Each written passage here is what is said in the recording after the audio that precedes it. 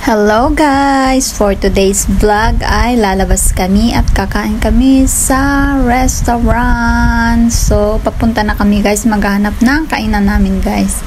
Gusto guys ng mga alaga ko yung Japanese restaurant. So, nandito na nga kami at mamimili na kami ng aming mga order. Sabi ng boss ko, wag na yung kanin. Mag-order daw ako ng ibang putahe like noodles para pwede kong gawin sa kanila guys pag nasa bahay kami. So, ito nga ang aking order. Spicy ramen noodles and bali, ganyan din yung in-orders ng amo ko guys para sa kanya. Parehas kami ng order.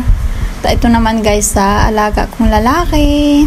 Ayan guys, mahilig sila sa soup at noodles. Ayan, at saka ito naman guys yung sa alaga ko na bunso. Yung isa guys hindi ko nakuhanan pero magkaparehas lang din kami ng in-order na noodles. Mas spicy nga lang yung sa kanya. Sa akin, mild lang yung pagka-spicy niya. So, sabi ko sa alaga ko mix-mix niya. And after kami kumain guys, lumabas kami ng restaurant at naglibot-libot kami sa mall. Kasi guys, gusto bumili ng alaga ko ng gamit niya para sa kanyang iPad. So, hahanapin namin yung mga yung shop para sa kanyang iPad. Yung machines ang name ng shop guys. So, lalakad-lakad kami dito sa labas ng lahat yan guys, mga restaurant. Tapos malaki kasi yung mall na to guys. So, pero guys, nagkahiwalay kami ng aking boss at saka ang alaga kong lalaki. Pumunta sila doon sa mga sa bilihanan ng gamit para sa kanyang iPad. Ayan. Yung alaga kong babae, nagpakarga pa talaga sa kanyang daddy. Pakarga nga sa akin, sabi ko ang bigat-bigat niya. So, ayan guys. Bababa kami at hanapin namin kung nasaan yung place, kung saan yung mga gamit para sa kanyang iPad. Ayan, sabi ng boss ko, pwede kaming maglakad-lakad.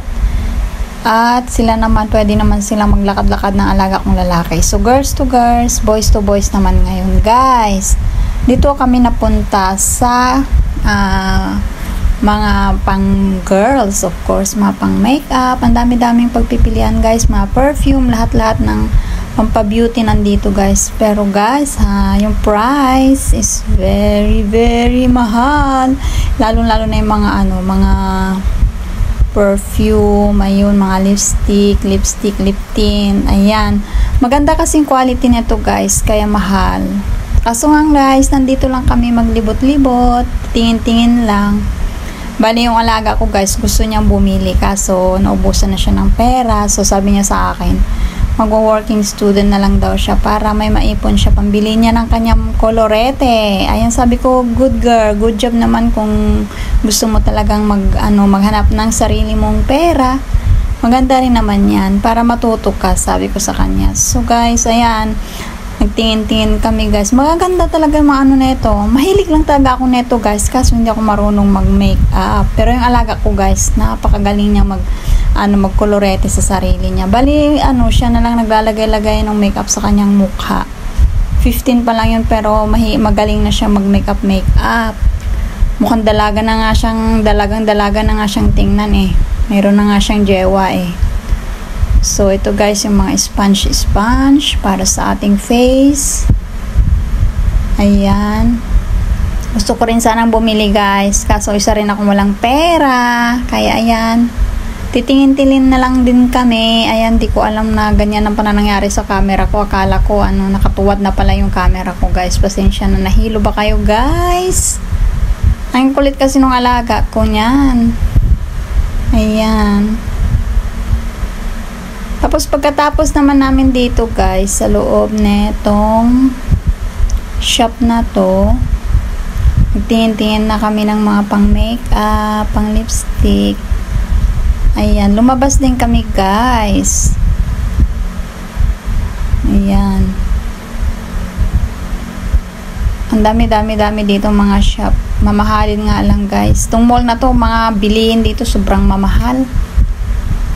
Ayan. Yung dalawa naman guys, yung boys. nandun sa bilihanan ng gamit para sa kanyang iPad. Ayan. Ito yung lip tint. Ito yung crush ko, yung lip tint. Kaso nga lang guys, hindi ko naman magagamit ang lip tint dito. Ayun, marami na akong lipstick. Binigay sa akin ng boss ko. Regalo niya. Pero hindi ko naman nagagamit. So, after namin dun sa shop guys, pumasok kami dito sa sa mga stationery, dito sa mga bilihanan ng mga gift, ayan, mga Japanese product. Ang mamahal naman guys. Diyos ko Lord, hindi naman kagandahan. Hindi naman lahat pangit, pero ay Diyos ko Lord, yung price. Ang mamahal guys. Napakasimpleng lang, bagay dito maliit. Ang sobrang mahal. Kasi mga Japanese products kasi guys, mahal. Ayan, naglibot-libot kami dito. Ang dami-dami pagpipilian. Libot lang kami ng libot. Ako naman si video lang ako. Diba, para may maiprem naman ako guys. Mai-share ko sa inyo. Ayan. Yung mga stationery na yan, ang mamahal. Ito naman yung sa mga Chinese nila. Pang lucky charm daw to guys. Ewan ko lang kung totoo. Diba, nakakita na kayo ng ganyan sa mga Chinese na yung kamay na gumaganyan ganyan. So, ito naman maganda ito guys. Pang gift. Ayan. Mahal naman guys. Mahigit 200 ringgit ang isa niyan, maliit. Oh, dito naman guys, tignan natin. Ganyan lang siya guys, pero tignan mo magkano yung price niya. Oh my god, ang mahal-mahal. Tapos aanhin ko naman kaya yan kung bibili ako guys. Ang dami-dami ng stop toys sa bahay. Ito naman yung mga stationery para sa mga kids, mga sticker, ganyan. Mahal din siya guys. So, ayan guys. Natapos rin kaming maglibot-libot at wala naman kaming nabili. So, magbabay na po ako sa inyo guys. Thank you for watching. And please do subscribe to my channel. Bye-bye.